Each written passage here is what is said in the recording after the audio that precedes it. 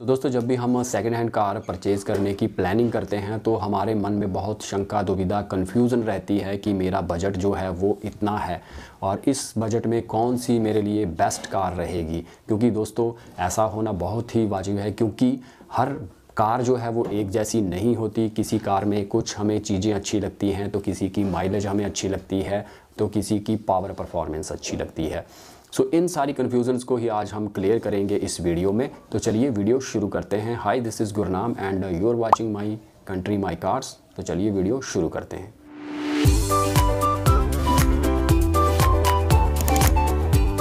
मैं बात करूंगा 4 से लेके 5 लाख के बजट। वो इसलिए क्योंकि जब हम सोचते हैं कि हमें एक अच्छी गाड़ी भी मिले और नई के बराबर पैसे भी ना देने पड़े, ये एक प्राइस बकेट है जिसके अंदर आपको एक अच्छी गाड़ी, कम चली हुई गाड़ी मिल सकती है। उसके अलावा आपको गाड़ी की जांच परख होनी चाहिए और बार्गेनिंग करना आपको आना चाहिए। बार्गेनिंग के लिए टिप्स जो हैं वो आप मेरे चैनल पर पड़ी हुई वीडियो के थ्रू जान सकते हैं, क्योंकि नेगोशिएशन करना हमेशा बेनिफिट देता है हमें और उसको करने में कोई बुराई नहीं होती। उसके अलावा अगर कौन कौन सी चीज़ें आपको सेकेंड हैंड कार बाय करने से पहले चेक करनी है तो ऊपर दिए गए आई बटन पर क्लिक कर लीजिए और उस वीडियो को बाद में देख लीजिए। जो प्राइस बकेट मैंने बताया, इस प्राइस रेंज में आपको अगर एक हैचबैक लेनी है तो आपको इस प्राइस रेंज में सेडान भी मिल जाएगी या हो सकता है किसी कंपनी की एसयूवी भी मिल जाए। बट जो बेस्ट कार है मैं जो सजेस्ट करने वाला हूँ वो है मारुति सुजुकी की स्विफ्ट। अगर आपका बजट 4 से 5 लाख रुपए का है तो आपको 2016 से लेके 2019 मॉडल तक ये गाड़ी मिल सकती है बेस्ड ऑन कंडीशन। उस गाड़ी की कंडीशन क्या है और बहुत सारी चीज़ें लाइक नंबर कहाँ का है, वैल्यू कितनी है, आईडीवी कितनी है और कोई एक्सीडेंटल या उसकी ओवरऑल कंडीशन पे ये डिपेंड करता है। इसके अलावा ये भी कंफर्म है कि रीसेल वैल्यू स्विफ्ट की सबसे ज़्यादा है। उसको सबसे अच्छी वैल्यू पर ख़रीदा और बेचा जाता है। मतलब आप आज मूड बना लो बेचने का तो कल आप अपनी गाड़ी को सेल आराम से कर सकते हैं। उसके बाद सेकंड नंबर पर आ जाती है हुंडई की i20। अगर आपके प्रेफरेंसेस माइलेज को लेके नहीं हैं और उसके अलावा कंफर्ट और लग्जरी एक इंटीरियर को अगर आप प्रेफरेंसेस देते हैं तो 2016 से लेके 2018 तक का मॉडल आपको 4 से लेके 5 लाख के बजट में मिल जाएगा। और उसके अलावा आप बहुत सारी चीज़ों पे डिपेंड होता है कि आप बार्गेनिंग किस तरीके से कर रहे हो, गाड़ी की एक्चुअल कंडीशन क्या है। इसके अलावा नेक्स्ट जो है वो ग्रैंड i10 और पोलो जो है वो भी आपको 4 से 5 लाख रुपए के बजट में मिल जाती हैं।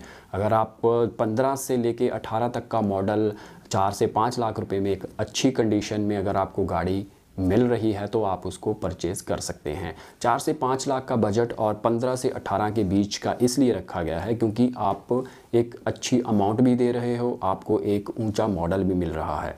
मतलब 15 से लेके आज तक 5-6 सालों में गाड़ी को उतना नुकसान नहीं हुआ होता, बियर एंड टियर नहीं हुए होते और गाड़ी की ओवरऑल कंडीशन अच्छी होती है। इस प्राइस बजट में जो आपको कारें मिलेंगी वो लगभग 4-5 साल चली हुई होंगी और लगभग एवरेज 20,000 किलोमीटर से लेके 70,000 किलोमीटर्स के बीच आपको दोनों ही वेरिएंट पेट्रोल और डीजल थोड़ा सा आप मान के चलिए कि थोड़ा सा ज़्यादा चला हुआ आपको इस प्राइस बजट में मिल जाएगा।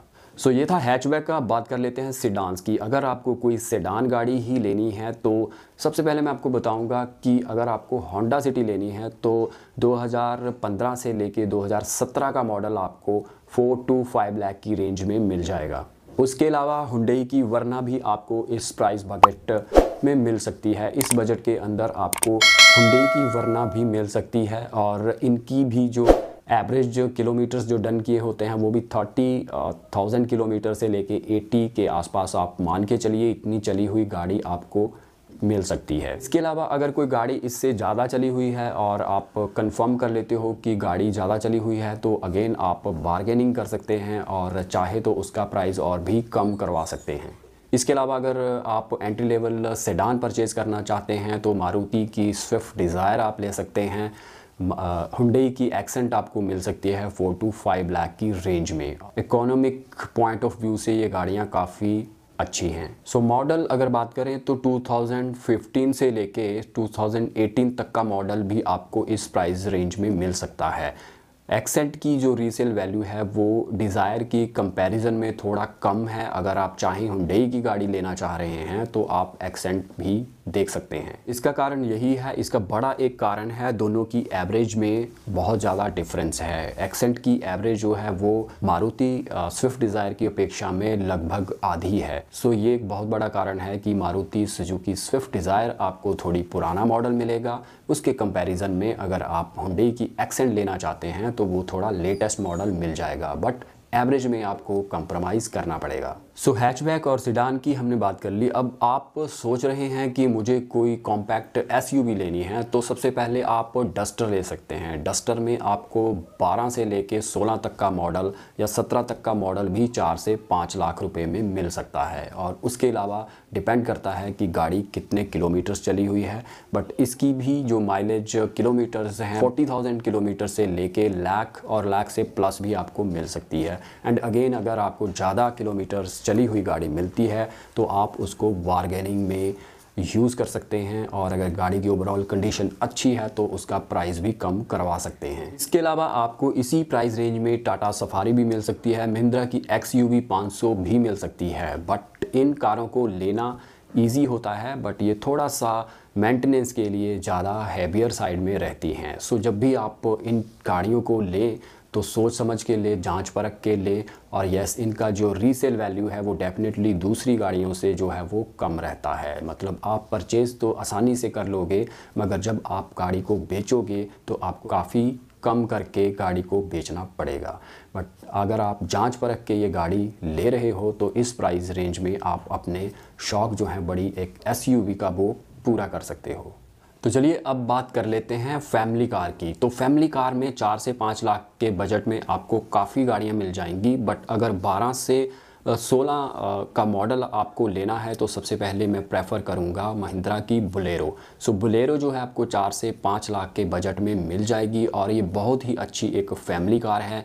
आपको अगर 1 लाख से कम चली हुई ये गाड़ी मिलती है तो अच्छे से प्रॉपर चेक करके आप इसको परचेज़ कर सकते हैं। और इस कार की माइलेज अच्छी होने के साथ साथ इसकी रीसेल वैल्यू भी आपको काफ़ी अच्छी मिल जाती है। उसके अलावा इसी प्राइस बजट में आपको इनोवा भी मिल जाएगी। अगर आप इनोवा ही रखना चाहते हैं प्राइस बजट में आपको इनोवा भी मिल जाएगी, मगर वो 2010 से नीचे का ही मॉडल आपको मिलेगा। सो इनोवा भी आप ख़रीद सकते हैं, और बेटर होगा कि आप जब भी ये गाड़ी ऐसे पुराने मॉडल, ख़ास करके जब आप पुराने मॉडल ख़रीदें तो गाड़ी को अच्छे से जांच परख लें, किसी को साथ में लेके जाएं। सबसे बेस्ट रहेगा किसी एक्सपर्ट को साथ में लेके जाएं, और हमारी वीडियो स्पेशल चैनल पर डली हुई हैं उनको फॉलो करें और अच्छी जांच परख करके ही ऐसी गाड़ियों को परचेज़ करें। उसके अलावा भी अगर आप 4 से 5 लाख बजट की गाड़ी ख़रीदते हैं जो कि 1 लाख किलोमीटर से नीचे चली हुई होती है,